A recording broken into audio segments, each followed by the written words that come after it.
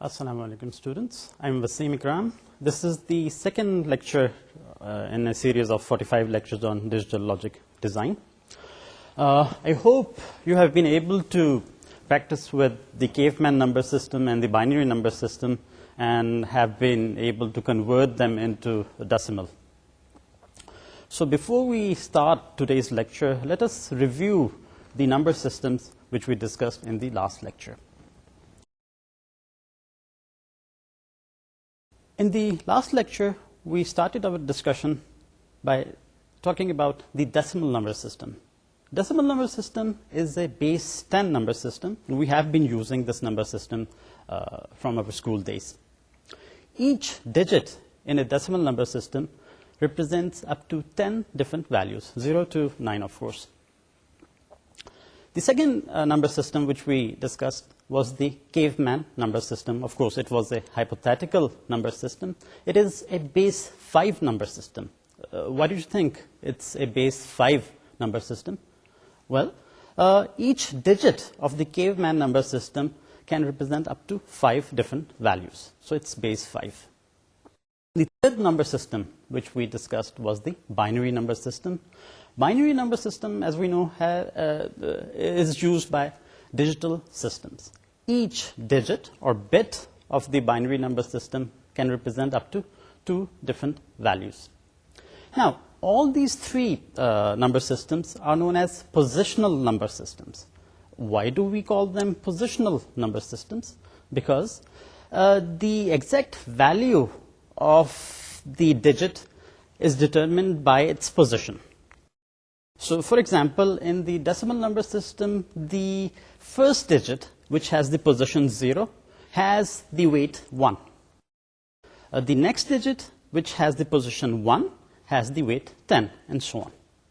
Can you give me an example of a number system which is not a positional number system?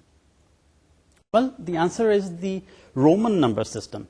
Remember, 1 or a vertical bar represents 1, 2 vertical bars represent 2, 5 is represented by V, 6 is represented by V and a vertical bar, and 10 is represented by the character X.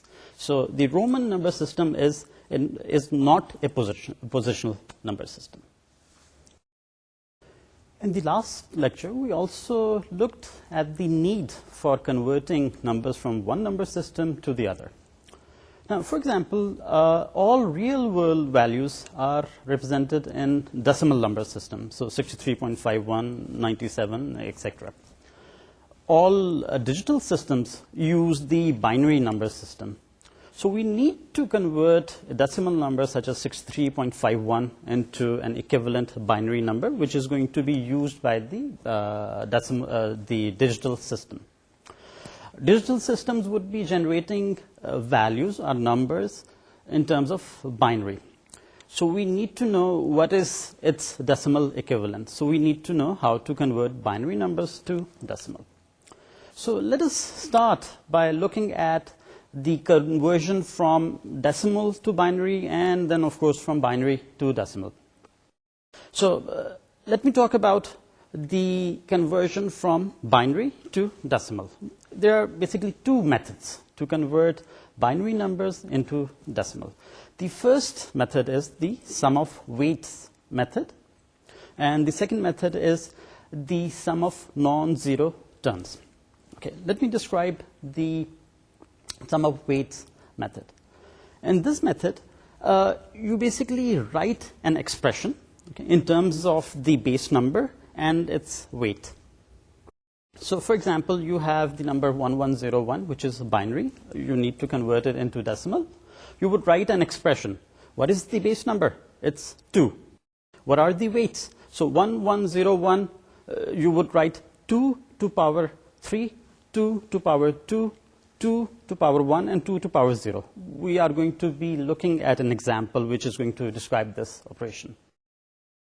Well, after writing the expression, when you solve the expression, you get some sum terms. The sum of those terms gives you the actual decimal number. In the other method, the sum of non-zero terms. There, you don't need to write an expression. It is a very quick method. You simply need to perform some mental arithmetic. You don't need to use a paper and a pencil. So in the sum of non-zero terms, you simply write the weights of all non-zero values of the binary number. So again, 1011 is the binary number. So you would write the weight of the most significant digit, which is a 1, and the weights of the least two binary numbers. Okay? You would skip the weight of the 0 value. So let us have a look at both these methods through an example. So let us consider the sum of weights method to convert a binary number to decimal. As I mentioned, you have to write an expression in terms of the base value and weights. So the number to be converted is 10011. The expression can be seen here. It has 5 terms. The weight of the most significant binary digit, which is of course a 1, is 2 raised to power 4. The next digit is of course 0. Its weight is 2 raised to power 3. The next digit is again 0. The weight is of course 2 raised to power 2. The last two binary bits are both 1s. Their respective weights are 2 raised to power 1 and 2 raised to power 0. If you solve this expression, you get 5 terms. The most significant term is 16, followed by 0, another 0, 2, and 1. When you add all these terms, the answer is 19. So the binary number 10011 is equal to 19. The sum of weights method requires an expression to be written. So you have to have a paper and a pencil. You cannot solve it using mental arithmetic. The second method which we discussed was the sum of non-zero terms. Let us consider an example. The number to be converted is again 10011. And this, as we said, we only consider the weights of non-zero values. So what are the non-zero values? The most significant 1 and the least significant 2 bits both have a value of 1. So the weights are 16 for the most significant bit and 2 and 1 for the last two or the last two least significant bits. If you sum up these 3 weights, the answer is 19. Let's consider a second example. The binary number which is to be converted into decimal is 1011.101. So it has an integer part, it has a fraction part. Let's first consider the weights of the integer part. The integer part has 4 bits. The most significant bit is 1, and the 2 least significant bits are 1.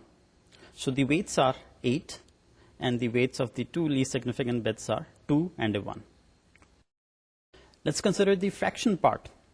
The bit to the right of the decimal point has a weight of 1.5, and the last bit has the weight of 1/8. So if you sum up all these terms, the answer is 11.625. Now you need to remember that in binary, the weights of successive bits increases or decreases by a power of 2. So if you move towards left from the decimal point, the weights increase by a factor of 2. If you move towards right from the decimal point, they decrease by a factor of 2. In the last example, we just saw examples of converting from binary to decimal. The first example used the method of sum of weights. The next two examples, of course, use the sum of non-zero terms. The second method, as I mentioned before, is a quicker, a faster method, which simply requires mental arithmetic. It does not require the paper and pencil method. Let us look at the conversion of decimal numbers to binary numbers. The conversion from decimal to binary numbers requires, or rather uses, two different methods. The first method is the sum of weights method in reverse. How do you do that? Basically, you select a binary weight which is less than the decimal number, the highest binary weight which is less than the decimal number. So that particular weight is contributing towards the decimal number. So you mark a 1. Next, you select smaller weights which contribute in the decimal number. So all the weights which contribute in the decimal number are marked as 1. The weights which do not contribute towards the decimal number, they are marked as zeros. So finally, when you write the binary number, you would have ones and zeros. Ones specify the weights which contribute towards the decimal number. Zeros specify the weights which do not contribute towards the decimal number. So we are going to be looking at the example. The second method which is used to convert decimal numbers to binary numbers is the repeated division by 2. So how do you use this method? Basically, you divide the decimal number by 2. You get a quotient value, which you, of course, note, and you get a remainder, which again you note. You divide the quotient value by 2. You would again get another quotient value and a remainder. So you keep on saving or noting down the remainders, and you keep on dividing the quotient value by 2. When do you stop? Well, when the quotient value becomes 0. That means end of conversion. You just simply write out the remainder values. That basically gives you the binary equivalent of the decimal value. Let's have a look at the examples which use the sum of weights method in reverse and, of course, the repeated division by 2. Let us first consider the sum of weights method in reverse to convert a decimal number into binary. Consider the decimal number 392, which is to be converted into binary. The highest weight that is smaller than 392 is 256. The next highest weight is 512, which is not smaller than 392.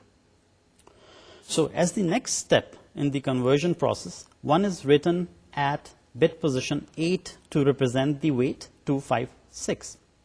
Why bit position 8? Because bit position 8 represents the weight 256. The weight 256 is subtracted from 392 to result in 136.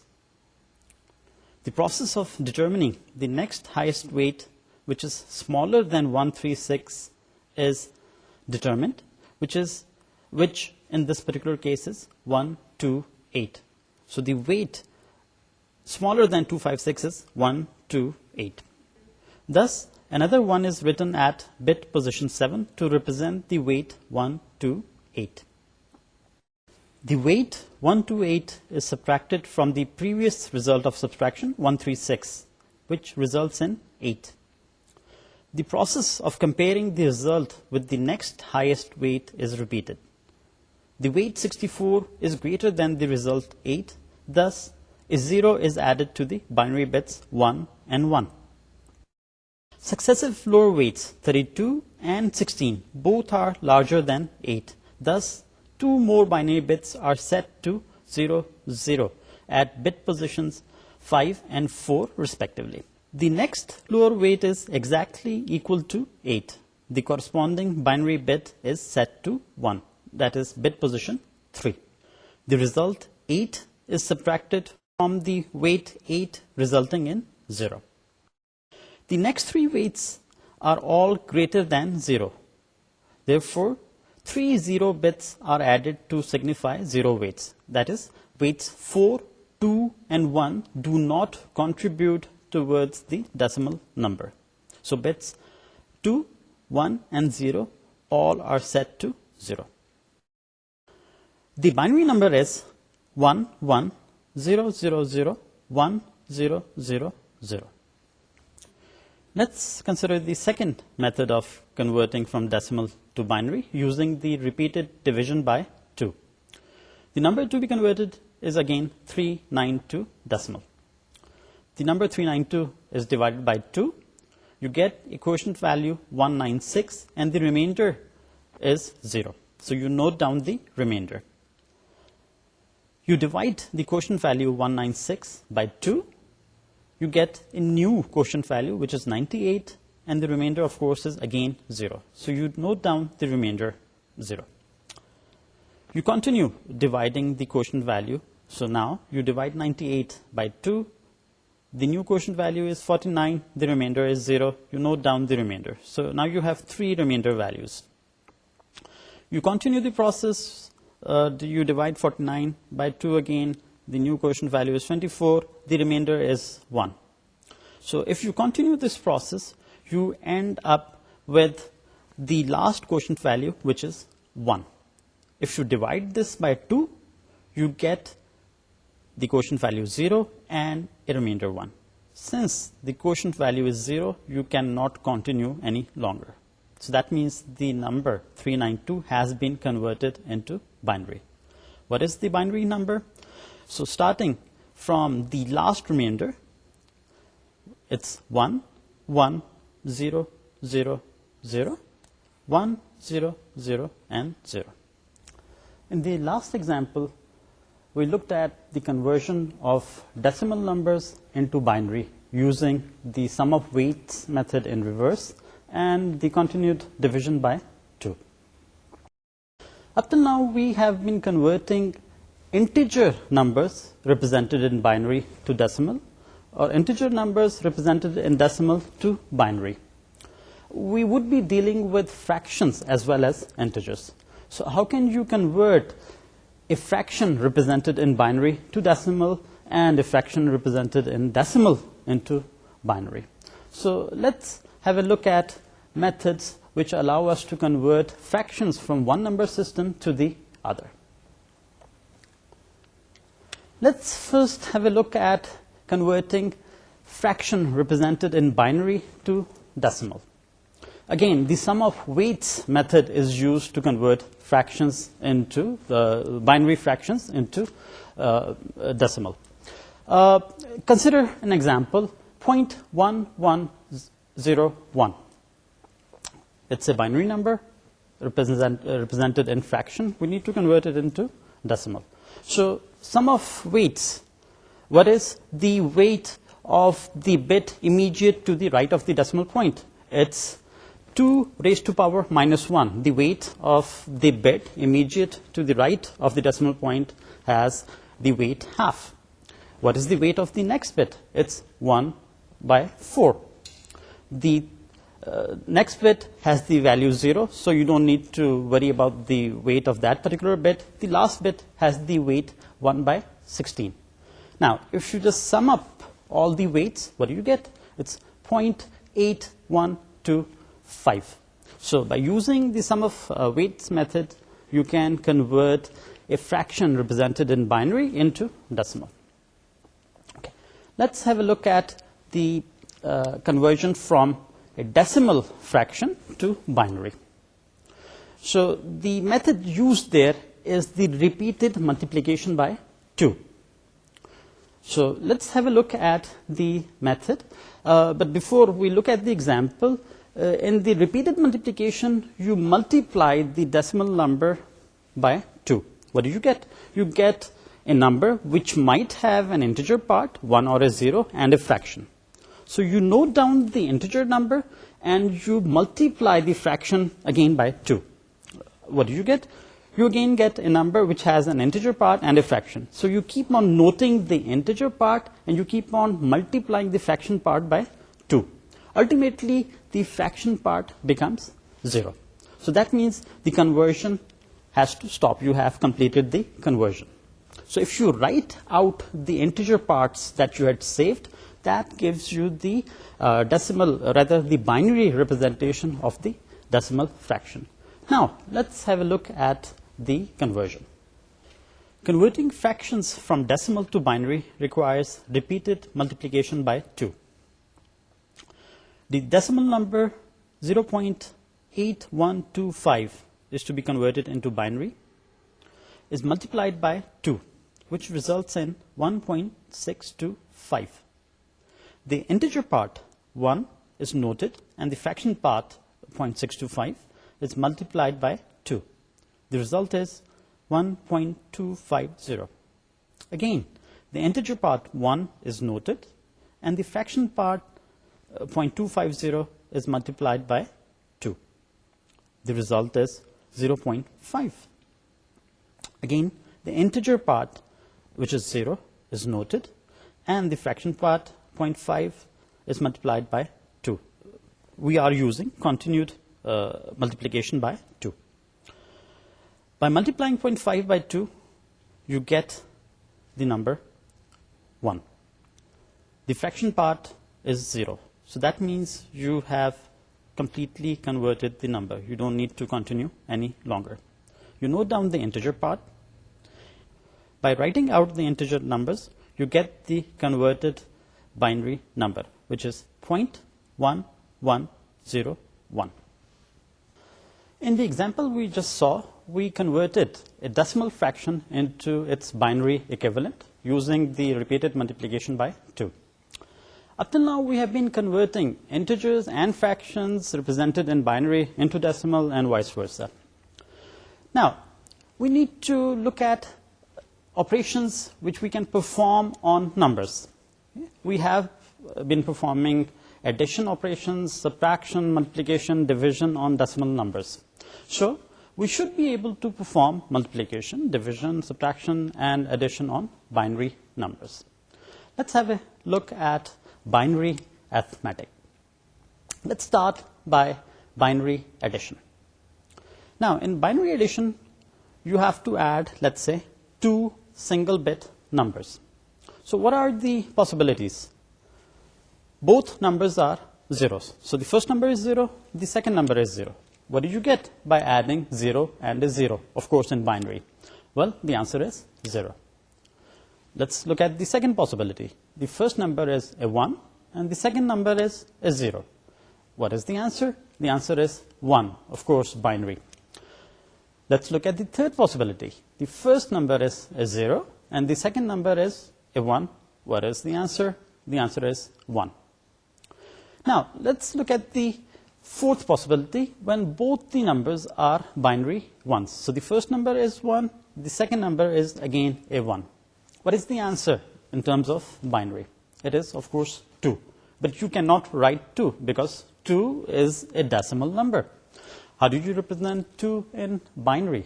It's basically a combination of 2 bits, 1 and a 0.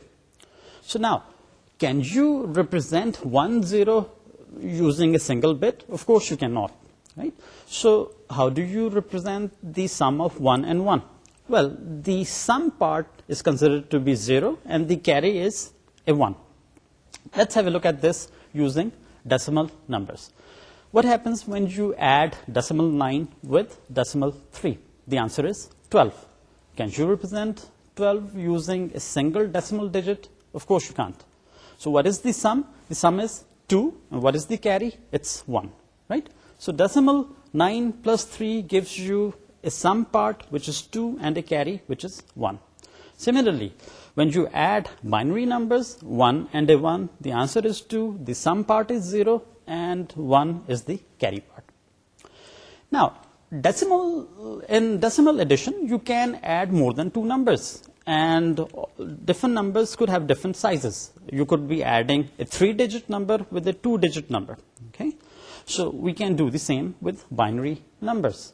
So let's have a look at the addition of 4 different binary numbers having different bits.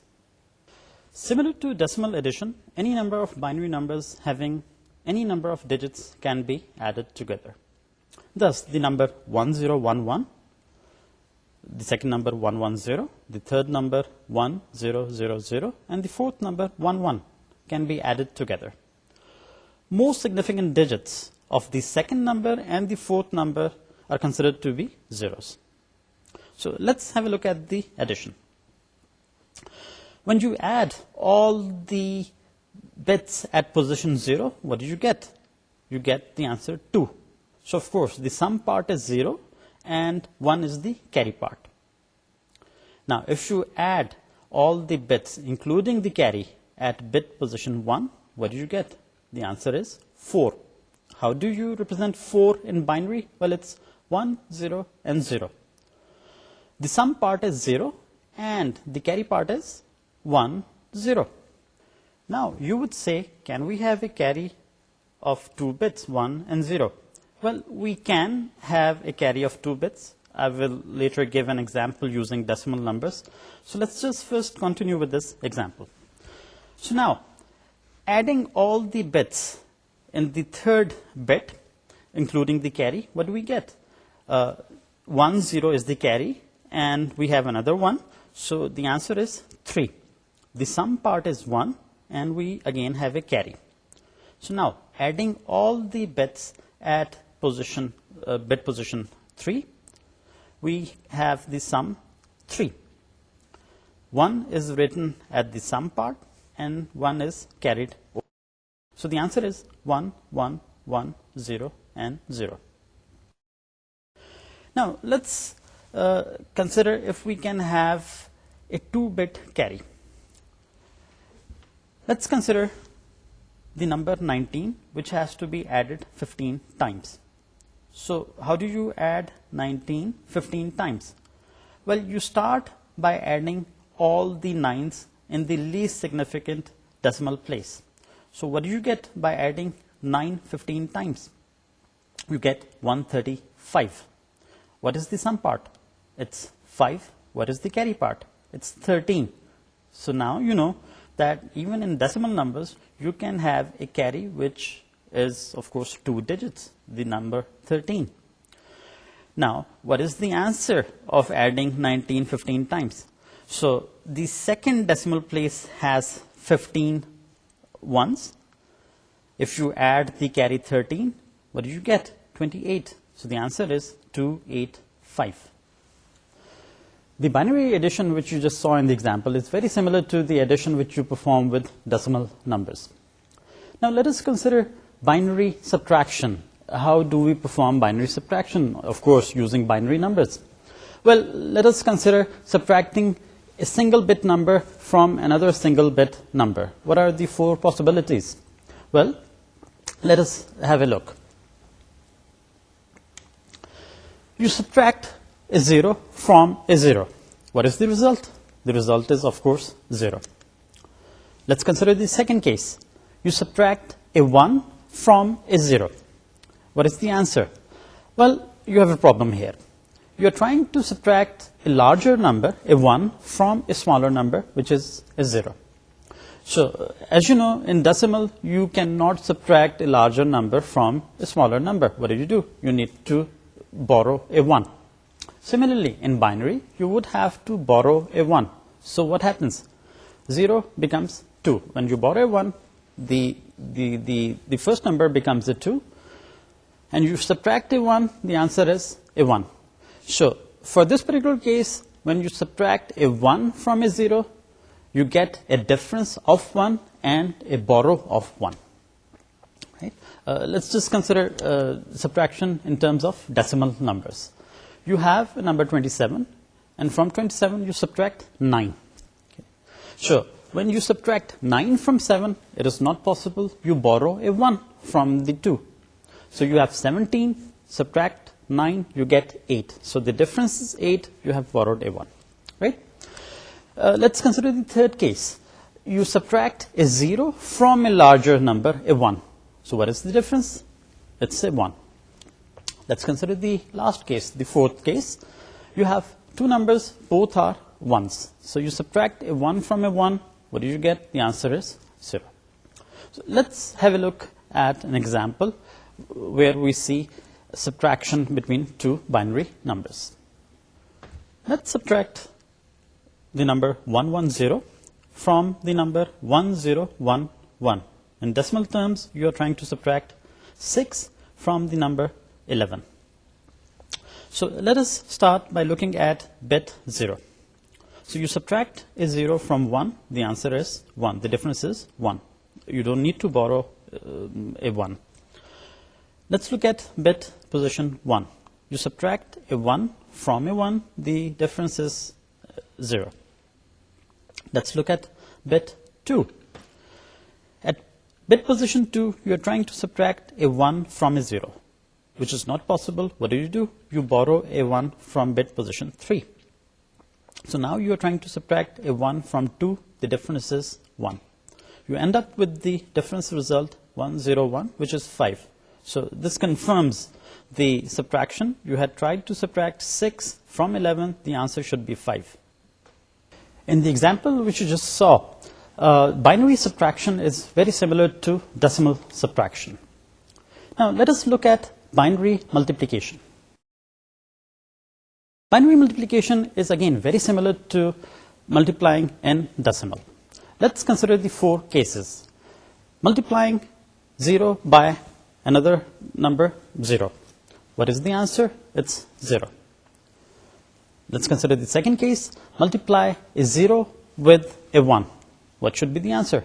Again, anything multiplied by 0 gives you 0. Let's consider the third case. 1 multiplied by bit 0. What do you get? Again, a 0. The final case. Multiply a 1 with another 1. What is the answer? 1. Right? So 4 possible cases. If both the numbers are 1s, only then you would get the answer 1. For all other cases, the answer would be 0. Let us have a look at binary multiplication. Binary multiplication is identical to decimal multiplication. Let's multiply 2 binary numbers. The first number is 1101 and the second number is 101. The first product term is 1101. The second product term is all zeros and it is written shifted left by 1 bit. The third product term is again 1101 and it is written shifted left by 2 bits. This is what you normally do using decimal numbers. If you add up all the partial product terms, the answer which you get is 1000001. Now you can just confirm the result. The first number 1101 is decimal 13. The second binary number 101 is decimal 5. The result is equal to 65. The example of binary multiplication again is very similar to multiplication using decimal numbers.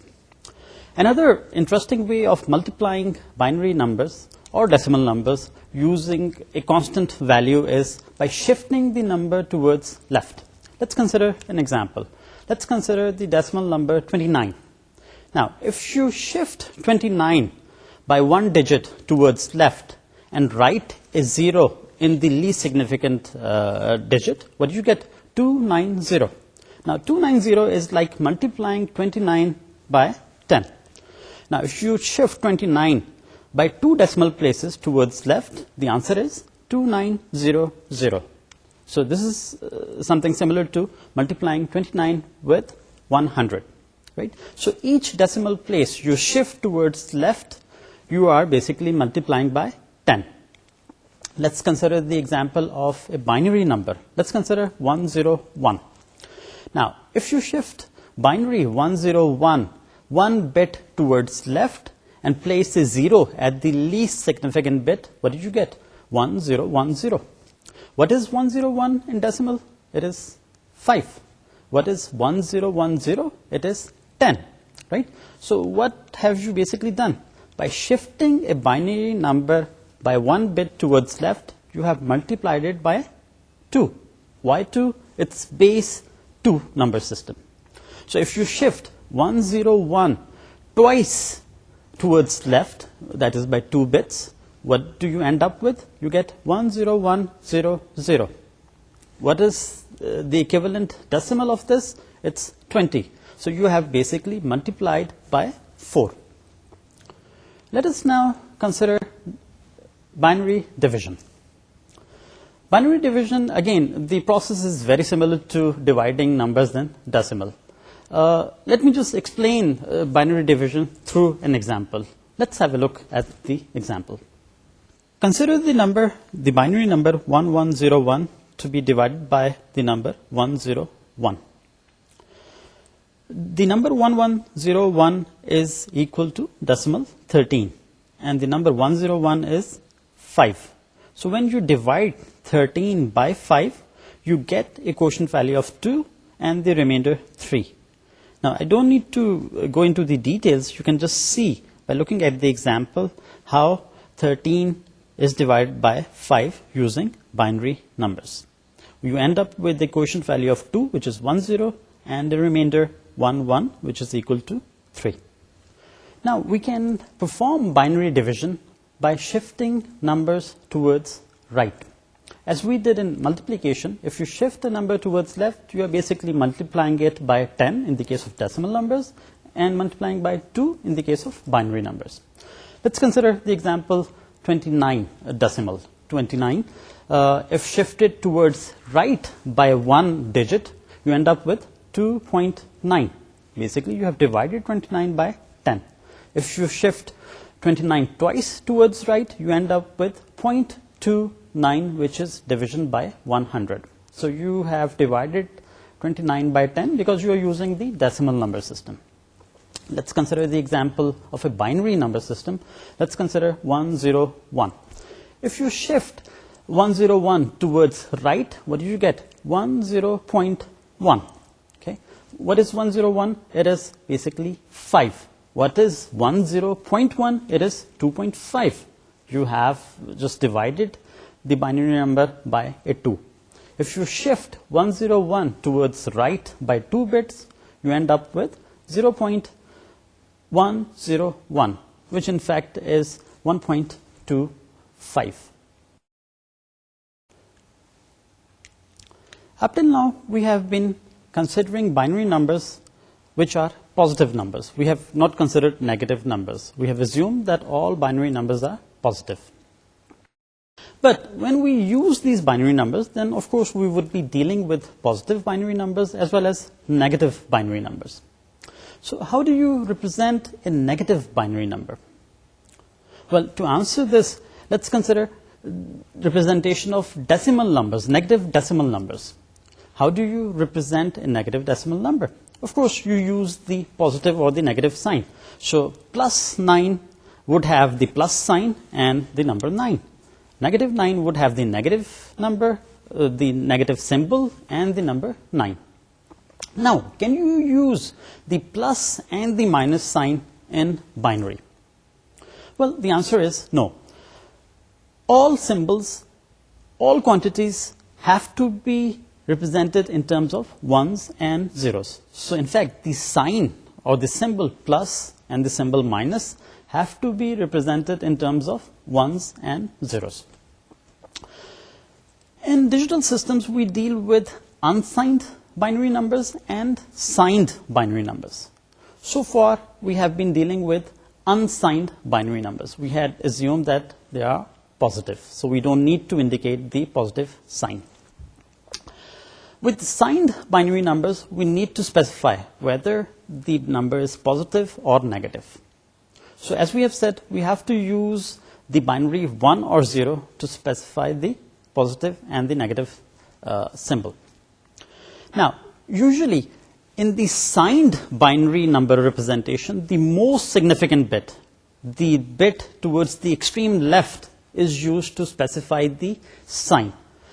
So if you have 1 there, that indicates the number is negative. If you have the sign bit set to 0, that indicates the number is a positive number.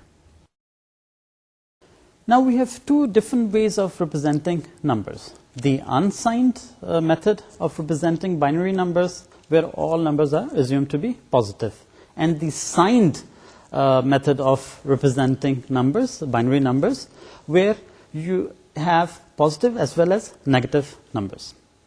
And of course, the signed magnitude representation would be different from the unsigned representation. Now, how would the digital system differentiate between the two representations? Let's suppose you have a number 1101. Now, if you consider the unsigned representation, this is the number 13. If you consider the signed representation, it is -5. So how does a digital system differentiate between the two? Well, it doesn't know. You need to specify beforehand how to deal with these numbers, whether the number is being represented using unsigned or signed. There is yet another way of representing signed numbers. The method is 2's complement.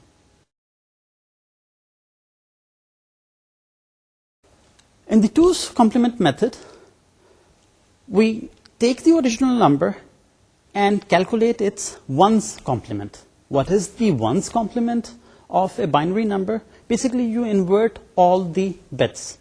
So, for example, the number is 1010. If you take its ones complement, you would have 0101. You have basically inverted all bits. Now, you can take the 2's complement from the ones complement by adding a 1 to the ones complement. So the number is 0101. You add a 1, you end up with 0110. So this is 2's complement of the original number 1010. Now, what is the good thing about 2's complement?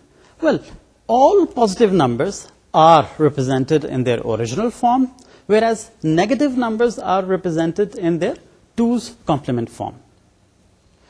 Consider decimal 13 represented in its 2's complement form. So it is 01101.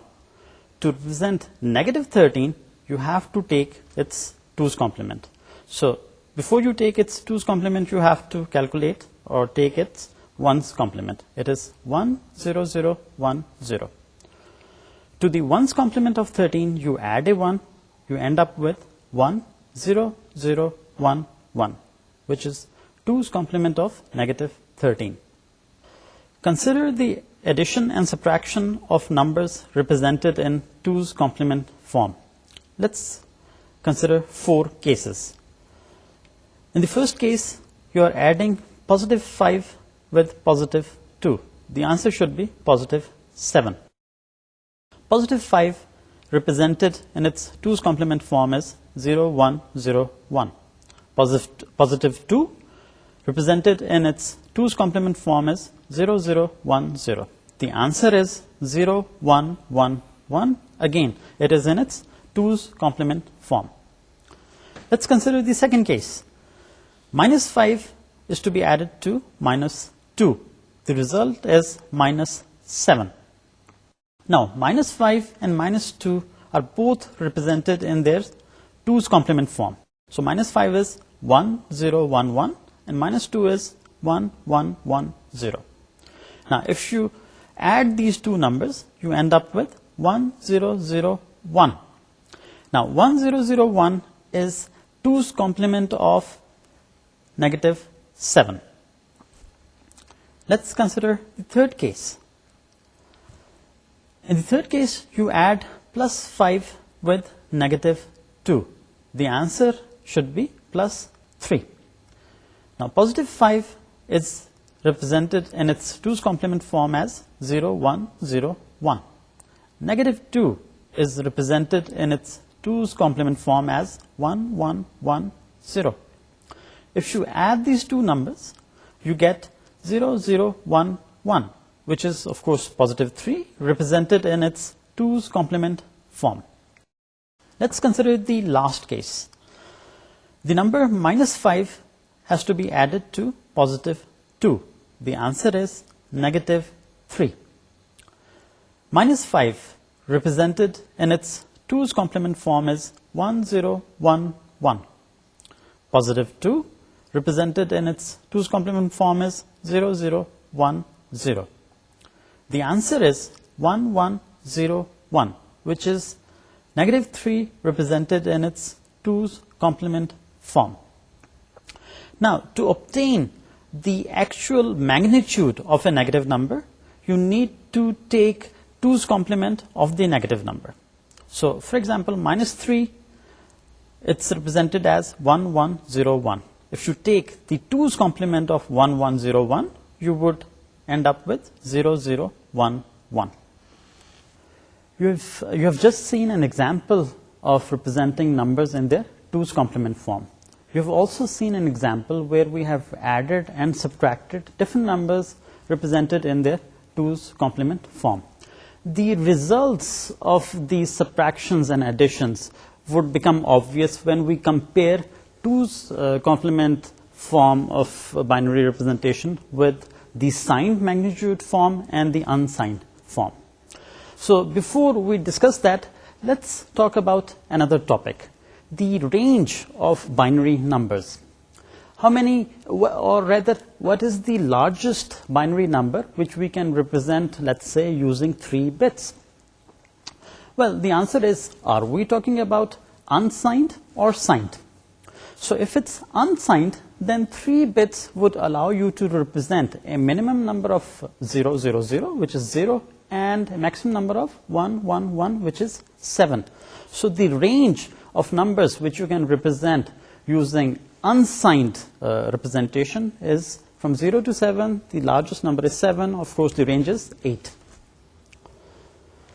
Now, if you consider the 3-bit signed magnitude representation of a binary number, the most significant bit is used to represent the sign. So the least 2 significant bits would be used to represent the magnitude of the number.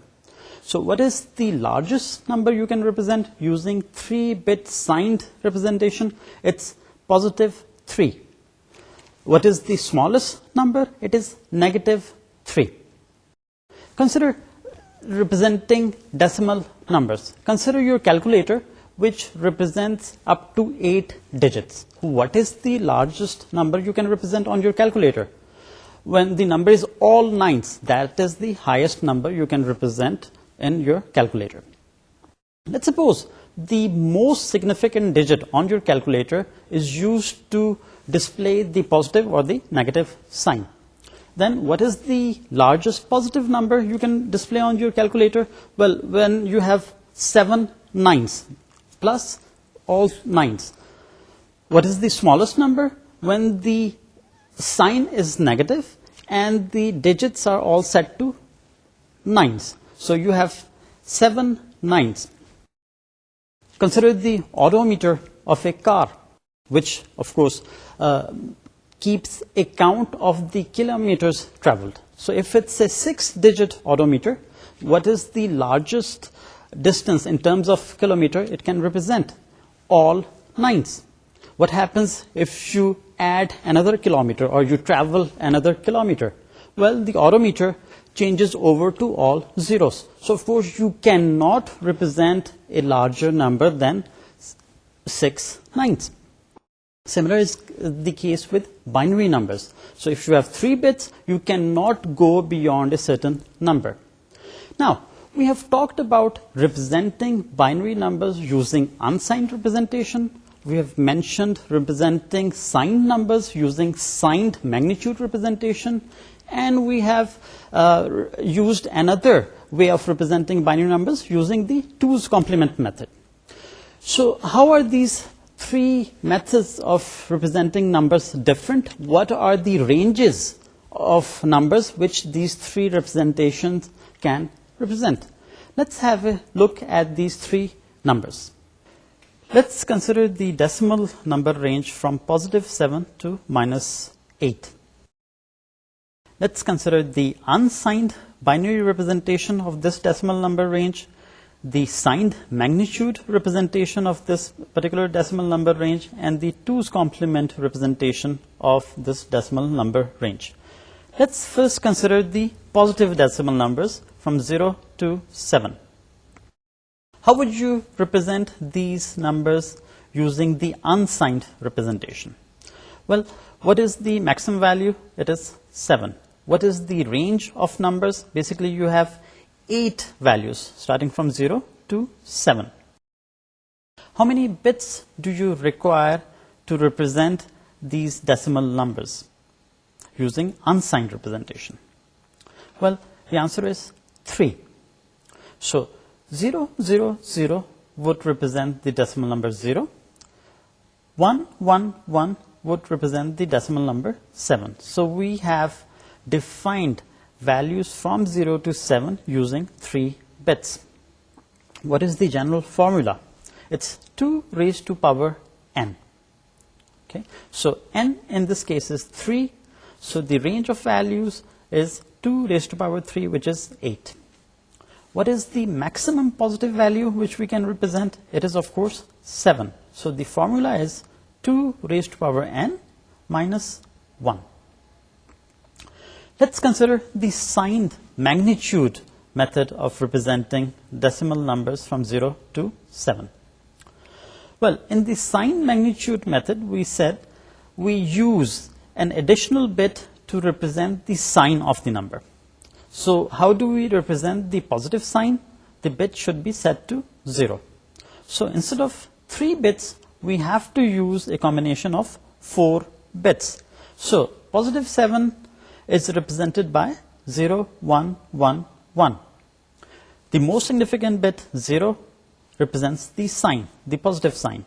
The 3 least significant bits, 1, 1, 1, represent the magnitude, which is 7. Similarly, the smallest positive number, which is 0, is represented by all 0 bits, 0, 0, 0, 0. The most significant 0 bit represents the sign, and the 3 least significant bits represent the magnitude, of course. The general formula for this is 2 raised to power n minus 1. So in this particular case, what is n? It is 4. We are using 4 bits. So 2 raised to power 4 minus 1 is basically 8. So the range of numbers is 8 from 0 to 7. What is the largest value?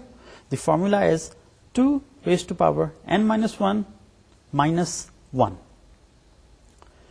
Now let's consider the 2's complement method of representing positive decimal numbers from 0 to 7. Now, as we said, positive values are represented in their original form using 2's complement method. So there's no difference between the sign magnitude representation and 2's complement method of representing positive decimal values, as you can see in the diagram. The formulas used are again very similar. Now let's consider the representation of negative decimal numbers from minus 1 to minus 8. Now, can you represent these negative numbers using the unsigned binary representation? Well, the answer is no. Unsigned binary representation is used to represent only positive numbers. Now, how would you represent the negative numbers using the signed magnitude representation? Well, as we had said, the most significant bit represents the sign. What is the sign? It's negative. So the most significant bit is set to 1. And the lower 3 bits would represent the magnitude. So for example, minus 1 is 1, 0, 0, 1. The most significant bit represents the sign, and the lower 3 bits represent the magnitude 1. The largest number which we can represent using 4 bits is minus 7. Can we represent minus 8? The answer is no. Why? Well, 8 requires 4 bits. Positive 8 is 1, 0, 0, 0. So what is negative 8? You would require 5 bits. 1, the negative sign, and 1, 0, 0, 0, the magnitude. So using 4 bits, you cannot represent the decimal number minus 8. The formula to represent negative numbers using sign magnitude is shown. Let's have a look at 2's complement of representing negative decimal numbers. As we had said earlier, negative numbers are represented in their 2's complement form. So negative 1 is 1, 1, 1, 1. Of course, this is in its 2's complement form. Minus 7 is represented as 1, 0, 0, 1. Minus 8 is represented as 1, 0, 0, 0. We have just looked at 3 different ways of representing the binary numbers: the unsigned representation, the signed representation, and the 2's complement representation. We would be looking at these representations again in the next lecture. So let's end today's lecture. We have discussed a number of topics. Please do practice till we meet again. Good luck, Khuda Hafiz, and Assalamu alaikum.